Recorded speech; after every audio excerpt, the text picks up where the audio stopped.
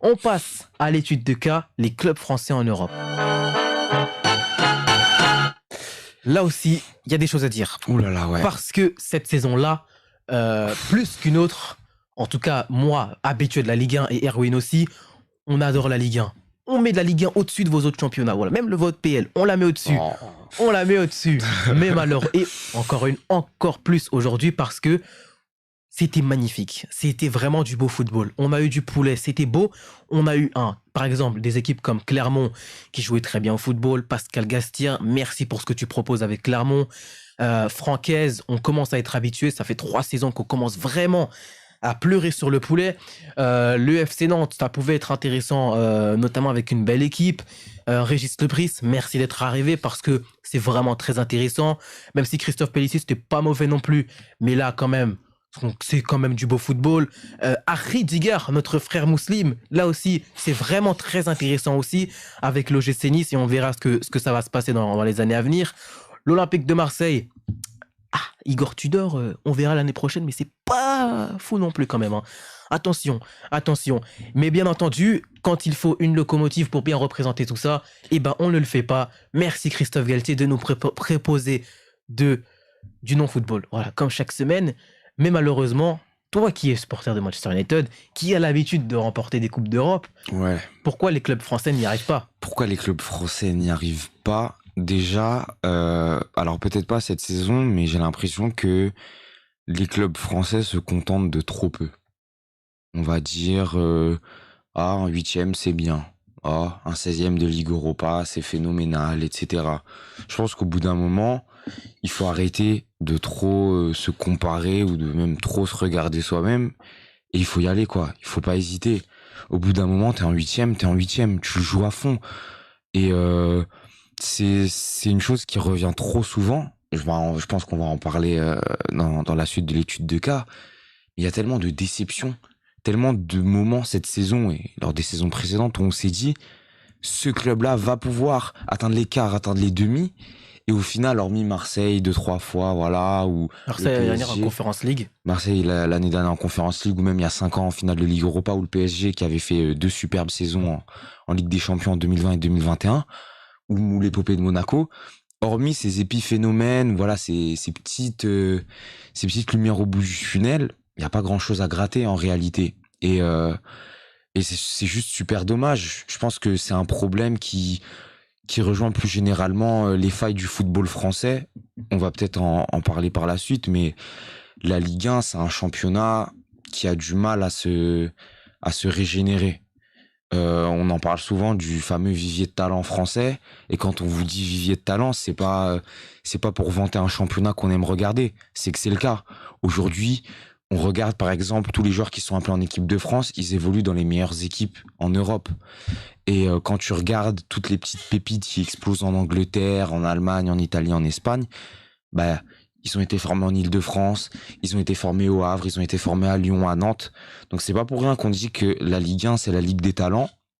Et le problème, c'est qu'on est dans un championnat qui a du mal à poser un modèle stable qui permettrait de conserver des joueurs et de faire grandir les équipes. Le problème de ce modèle-là, et on en avait déjà parlé en off avec Yamine et Adem par rapport à ce modèle-là, on avait expliqué à Yam, c'est notamment Adem qui avait bien expliqué à Yam, c'est que on est sur un modèle économique qui est faible, pour ne pas dire un mot plus fort. On va prendre un exemple. Lorient, qui fait une excellente saison, des joueurs comme Terem Moffi, comme Dango Ouattara. Le budget annuel de Lorient est de 50 millions. Dango Ouattara et Terem Moffi sont partis pour 50 millions. Au bout d'un moment donné, la Ligue 1 est en fait limitée, malheureusement. Il n'a pas d'autre choix, certaines fois. Ils sont obligés de vendre. Parce que quand 2 clubs arrivent à renflouer ton budget annuel en 2 seuls transferts, je suis désolé, mais ton pouvoir financier, ça veut tout dire en fait. Sur ton pouvoir financier, ça veut dire que tu n'as pas les ressources nécessaires et les capacités financières pour pouvoir retenir tes joueurs. Quand bien même ta saison peut être bonne pour Lorient qui table à la base sur un maintien, qui arrive à finir première partie de tableau, quand 2 de tes joueurs les plus importants partent et que ces transferts-là sont ton budget annuel, c'est un gros problème pour la Ligue 1. Et il y a aussi un autre problème pour la Ligue 1 qui, pour moi, risque d'être un énorme problème dans les années à venir. C'est le fait que beaucoup de clubs de Ligue 1 commencent à devenir des satellites de vos foutus clubs anglais. On prend Manchester City avec les Stack 3. On prend ce foutu Todd Boehly qui s'intéresse à Strasbourg. Et il y avait même Adem qui avait dit que Lorient est une filiale aussi d'un club anglais. Il faudrait que je vérifie, mais là aussi, ça devient assez problématique. Parce que le problème, c'est que si tu es une filiale d'un club, tu ne seras pas la priorité, tu pourrais être un peu limité. Et c'est ce qu'on voit avec les Stacks. Laurent Batles faisait quand même du bon boulot, mais ne correspondait pas à la vision du Citigroup. Et il a été viré pour mettre un Australien qui ne parle pas français, qui n'a pas forcément la capacité pour pouvoir entraîner en Ligue 1, il ne connaît pas le championnat. Mais comme il ne correspond pas à ton style de jeu, tu as viré Batles pour mettre cet entraîneur-là. Et au final, ça ne se passe pas très bien.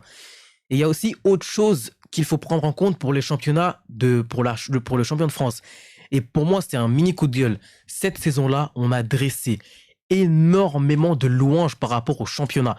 Si on enlève l'Europe, si on prend potentiellement l'APL et la Serie A, on est le 3e championnat peut-être le plus beau à voir jouer et le plus beau à regarder. Ou à la limite, je mets la Ligue 1 derrière la Bundesliga, il n'y a pas de souci. Mais il est hors de question qu'on nous mette derrière la Ligue 1. Je suis désolé, mais là, il y en est hors de question. Et ça, c'est un gros problème. On a dressé énormément de louanges. On a dit qu'enfin, on apprécie regarder les matchs de Ligue 1. On ne zappait plus les matchs de Ligue 1 pour regarder un Liverpool City. On pouvait regarder en paix et avoir de beaux yeux rivés sur la Ligue 1. Mais là, il y a un problème. C'est que, on va revenir sur l'UFC, sur la face de John Jones qui dit ils sont contents d'être là. Et honnêtement, les clubs français en Ligue des Champions, ils sont contents d'être là en Ligue des Champions. Ils ne font preuve d'aucune ambition. Aucune ambition en Ligue des Champions. C'est toujours la même chose. On est en Ligue des Champions, on est chapeau 4. En même temps, c'est un peu normal qu'on soit chapeau 4. On est le 5e championnat. On sera chapeau 4. Ouais. Bientôt 6e même. Et ça serait mérité parce que je veux bien, j'ai énormément défendu la Ligue 1. Mais au bout d'un moment, vous foutez de notre gueule chaque saison. Et c'est bien fait pour vous s'il manque une seule place. Et si bientôt, il faut que ça soit Paris et un autre club qui aille en Ligue des Champions, ça sera tant pis pour vous. Parce que là, il y a un gros problème en Ligue 1 et en France. C'est que on n'en a rien à faire des autres compétitions européennes. On s'en foutait de la Ligue Europa pendant un long moment parce que notre seul objectif, c'était de se qualifier en Ligue des Champions pour avoir les 25 millions qu'on aura à l'été au mercato estival et potentiellement faire quelque chose en Ligue des Champions. Sauf que le problème, c'est que pour certaines équipes, tu n'as aucune constance. Lyon, en 2000, durant le Final 8, fait demi-finale. Pour 2 ans plus tard, 0. Rien du tout. Plus d'Europe. 2 ans de suite que vous ne faites plus d'Europe. Donc, au lieu de vouloir se concentrer sur la Ligue des Champions, qui est certes le Saint Graal pour tous les clubs en y participant, force est de constater que les clubs français n'ont pas le niveau en Ligue des Champions. Le PSG compris. On n'a pas le niveau en Ligue des Champions. Clairement. Et là, il y a un gros problème. Marseille, qui est le 2e meilleur club de Ligue 1, si on prend le classement, sort des phases de poule, finissant 4e. Il ne sort pas, il sort un petit peu sous les honneurs, on va dire, parce qu'il ne démérite pas. Ils auraient pu mériter une qualification, mais c'est comme ça. Ils ne se sont pas qualifiés. Et c'est la vie, c'est comme ça. Et malheureusement, il y a un gros problème avec la France avec la Ligue 1 en Europe. Parce que pendant un long moment, on négligeait l'Europa League. On n'était pas du tout intéressé en Europa League. Et le problème, c'est que on était content quand Marseille faisait demi-finale de Conference League. On était content. Mais Marseille a fini 3e d'Europa League. Et c'est ça aussi qu'il faut prendre en compte. Parce que même si, moi, Marseille, franchement, j'ai rien à reprocher pour cette équipe. Pablo Longoria, c'est un des seuls présidents qui a vraiment un gros intérêt sur chaque Coupe d'Europe. Et s'il y a un autre aussi qui avait un gros intérêt pour les Coupes d'Europe, c'est Juninho, qui avait dit à plusieurs reprises que l'Europa League, on y va pour aller la gagner. Mais le problème, c'est que beaucoup de clubs français s'en fichent de l'Europa League. En Conference League, je suis désolé. J'ai du respect pour le FC Bâle. Voilà, on se rappelle quand ils ont envoyé Chelsea en Europa League. Mais quand Chelsea se font envoyer en Europa League, eux vont la gagner, l'Europa League. Ils vont aller la gagner. Certes, ils n'ont pas les mêmes moyens que nous, mais il ne faut pas se cacher. Parce que Nice, c'est Ineos. Ineos. Un habitué sur le cyclisme, un habitué sur la F1. Un club qui a des moyens, qui a des ambitions et qui aujourd'hui a recruté Florent Ghisolfi, excellent directeur sportif. Et on a vu ce qu'il a fait au RC Lens, qui a recruté notre chouchou, notre crack, notre pépite, Jean-Claude Blanc.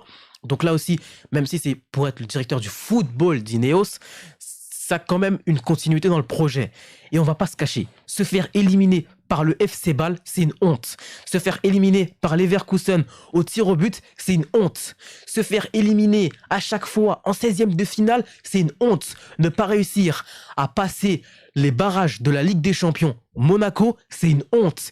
Et honnêtement, il faut arrêter de se cacher derrière des quelconques excuses. Et quand j'entends certains entraîneurs, certains joueurs qui viennent nous sortir que les tirs au but, c'est la loterie, c'est une honte. Arrêtez de vous cacher derrière des pseudo-difficultés parce que non, on n'est pas à la hauteur en Europe. On a beau dresser d'énormes louanges, quand on va les dresser, on va les dresser.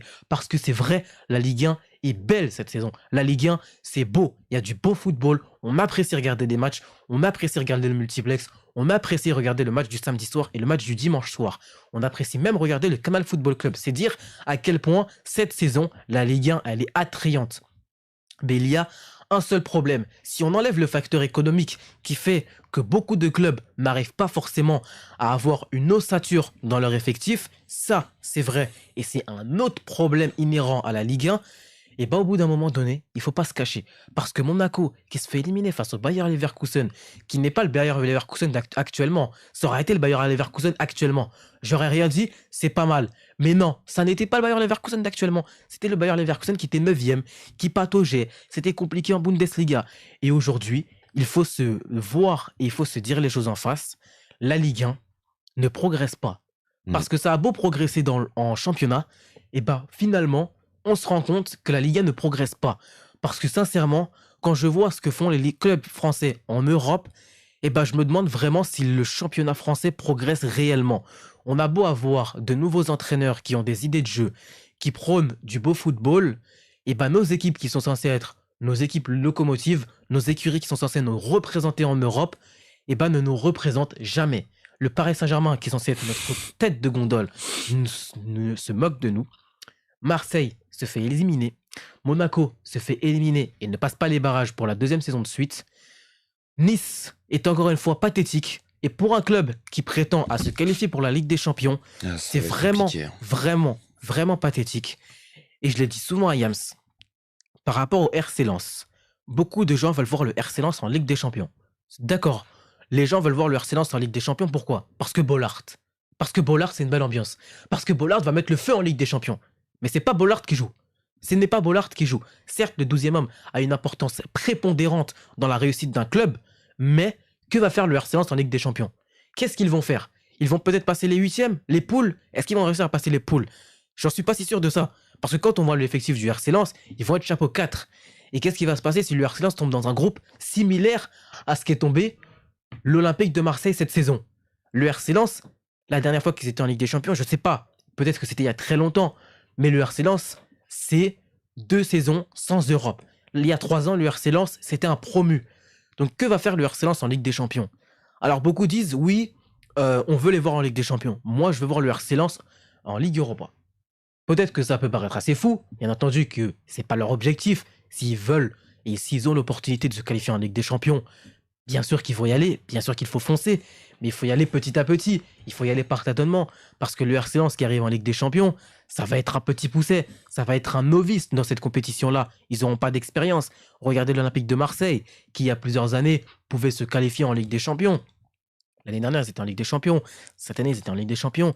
Leur objectif, ça va être de se pérenniser en Ligue des Champions. Et bien, le RC Lens, qu'est-ce qu'ils vont faire en Ligue des Champions? Peut-être passer les poules, ça se trouve. Je dis ça, dans 8 mois, ils seront en 8e de finale. Ça sera l'équipe surprise de la Ligue des Champions. Et voilà, le propos pourra être très vite étayé par les performances du RC Lens. C'est vrai. Mais au bout d'un moment, il faut vraiment pas se voiler la face. Quand on voit les performances des clubs français en Europe, c'est risible. Et quand on voit ce que peuvent proposer les équipes belges, les équipes néerlandaises, les équipes portugaises en Ligue des Champions, on n'a pas vraiment d'excuses à se cacher derrière quelconque artifice sportif. Les Belges n'ont pas un plus gros budget que nous. Les Néerlandais n'ont pas un gros budget que nous. Le PSV Eindhoven a éliminé Monaco. Monaco n'a pas un budget plus petit que celui du PSV Eindhoven. Et ça ne leur a pas empêché d'éliminer le Monaco pour aller en Ligue des Champions. Monaco, je sais pas s'ils ont un plus gros budget, un budget moindre que celui du Bayer Leverkusen. Ça n'a pas empêché le Bayer Leverkusen de les éliminer. Nice a un bien plus gros budget que le FC Bâle. Ça les a pas empêchés de se faire éliminer par le FC Bâle aussi. Donc au final, il y a beaucoup de choses à prendre en compte dans cette Ligue 1. Est-ce qu'on a vraiment le niveau pour l'Europe? Non, on n'a pas le niveau pour l'Europe. Et petit à petit, bientôt, on peut potentiellement perdre notre 5e place. Ça serait mérité, voilà, parce qu'au bout d'un moment, c'est fatigant d'à chaque fois d'essayer de trouver des excuses à la Ligue 1, d'essayer de récompenser, de complimenter le travail de certains entraîneurs, parce qu'ils le méritent. Mais quand les locomotives ne répondent pas présentes en Europe, et ben, je suis désolé, les récompenses elles partent en fumée. Parce que quand on peut voir ce que proposent les clubs néerlandais dans leur championnat, par exemple, le PSV Eindhoven qui fait une belle saison en leur championnat et que c'est récompensé en Europe, et ben on peut récompenser leur travail. Le Sporting qui vient récupérer le championnat portugais après 19 ans d'absence et qui arrive à proposer de belles choses en Europe, et ben ça récompense aussi leur travail. Et bien nous, je me demande ce qu'on fait réellement, ce que font les dirigeants. Et à ton avis, à qui la faute? Les joueurs, l'entraîneur ou la direction? Je pense que le premier problème, c'est la direction. C'est la direction des clubs. Alors, c'est une faute qui est différente parce que ça dépend des ambitions de chaque président. Par exemple, ce qu'on pouvait reprocher à un Jean-Michel Aulas, c'est pas la même chose qu'on peut reprocher à un Nasser El Khelaifi, puisque le projet porté n'est pas le même. Mais pour moi, les dirigeants sont les premiers fautifs dans l'histoire, parce que c'est quand même eux qui dirigent les clubs, donc qui fixent un petit peu les lignes directrices. Et je pense que tu as quasiment tout dit, donc il y aura peut-être des petites répétitions, mais ouais, tu peux pas te cacher. Tu peux pas afficher aussi peu d'ambition quand t'es en Coupe d'Europe. Et je suis d'accord avec toi sur ce que tu as dit, par exemple, pour Lens. Mais moi, en réalité, j'aimerais bien voir Lens en Ligue des Champions, ça serait sympa, mais on sait très bien que s'ils vont en 8e, c'est un miracle, clairement. Et on se dit, oui, cette équipe, elle est peut-être davantage taillée pour aller chercher un dernier carré en Ligue Europa, ce qui serait pour le coup une performance notable. Et je pense aussi que la Ligue 1, les dirigeants, se contentent de trop peu. Quand Nice va en quart d'Europa League Conférence et qu'ils se font éliminer, puisque la manière dont ils se font éliminer est absolument honteuse, on se dit, oui, mais c'est bien, c'était la dernière équipe, quart de finale, etc. Mais si on se contente de ça, la Ligue 1 ne sera jamais un championnat compétitif. Pour être compétitif, à mon avis, il faut 2 choses. Il faut déjà de la régularité au sein de ton championnat, et ça, on ne l'a pas. Parce que c'est jamais les mêmes équipes qu'on envoie en Europe, c'est jamais les mêmes projets de jeu, c'est le bordel. C'est le bordel, il n'y a pas de cohérence. Et on n'est pas compétitif en Europe parce qu'on se cache trop. Alors oui, il y a l'argument budgétaire dont tu as parlé au début de ton propos. Évidemment que l'argument budgétaire, c'est un problème. Quand tu vois que là, des Sheffield et des Burnley qui ont été promus en Première Ligue seraient dans le top 5, top 6 des budgets Ligue 1, évidemment qu'il y a un énorme souci. C'est un souci, mais en fait, c'est pas le seul. Pour moi, c'est un souci et en même temps, c'est pas un souci parce que c'est l'APL qui a travaillé. Voilà, il faut le dire, c'est l'APL qui a travaillé, qui a négocié les droits télé, etc. Le problème, c'est que dans la négociation des droits télé, le K-Media Pro, ça a tué les clubs de Ligue 1. Et bien donc, sûr, ça a tué les clubs de Ligue 1 fail. Parce que payer un championnat qui ne les vaut pas à 1 milliard, c'est du foutage de gueule. La Ligue 1, c'est 500, 600 millions maximum. On ne doit pas dépasser les 700 millions. Et Amazon Prime, là où pour moi, je suis content qu'il y ait Amazon Prime, ils font du beau travail, mais le problème, c'est que le prochain appel d'offres, il y a vraiment intérêt à ce que Prime reste. Et là aussi, où il peut y avoir un danger par rapport à ces appels d'offres, c'est que la LFP, et notamment Vincent Labrune, décide de vouloir être gourmand.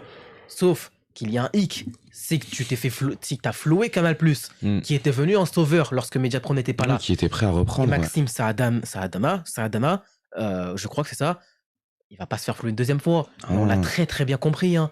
Le rugby passe en premier, la F1 passe en premier, la Ligue des Champions passe en premier. C'est terminé maintenant. On passe sur le second plan. Quand je suis obligé d'aller chercher sur Canal+ décalé, Canal+ foot. Oui, c'est pas possible. On est obligé de chercher les matchs du Paris Saint-Germain sur Canal+, je sais pas quoi. On a très bien compris, hein, le football, la Ligue 1 pour Saadana, c'est terminé. Mais bien Il sûr. n'en a plus rien à Les faire. affiches principales sur Canal, c'est la première Voilà, ligue. c'est l'APL Oui, c'est qu'il ça, a c'est les récupéré. GP de F1, les Exactement. matchs du top 14. La Ligue des Champions qu'il a récupéré jusqu'en 2027, ça va être son objectif primordial. Bien sûr. Et au Il travaille final, sur d'autres choses. les clubs français en Ligue 1, les clubs français en Europe sont à la ramasse. C'est fini maintenant. On est à la ramasse. Le Paris Saint-Germain ne montre rien. Sur la deuxième saison d'affilée qu'on fait 8e, l'Olympique de Marseille se fait éliminer. Nice est pathétique. Monaco est pathétique. Tout le monde est, mine de rien, pathétique. Et au final, il va vraiment falloir, dans les années à venir, faire son mea culpa sur nos performances en Europe et réussir à la relever, à remonter la pente. Parce que même si on a un problème de budget, c'est vrai, mais Marseille, au bout d'un moment, en termes de budget, c'était au fond du gouffre. Mm. Et au final, t'attires Alexis Sanchez, t'attires Vitinha à 30 millions d'euros, t'arrives à attirer des Malinowski. Donc ça veut dire que quand tu travailles, malgré les moyens moindres que tu peux avoir par rapport à certains clubs, eh ben, tu peux quand même réussir à faire quelque chose en Ligue des Champions. C'est pas normal qu'une équipe comme Villarreal fasse demi-finale de Ligue des Champions et que nous, on arrive toujours à ne pas passer les poules de Ligue des Champions. Il y a un travail qui se fait petit à petit. Ça peut prendre du temps, c'est vrai, mais ce travail-là, il est proportionnel à ce que tu vas faire dans ton championnat et ça petit, il faut vraiment réussir à remédier à ces problèmes-là. Et donc, de toute façon, c'est quelque chose qu'on va, de toute façon, on va retraiter de ça. Bien sûr. On va Il y aura des retraiter choses à ça dire. dans 2 semaines.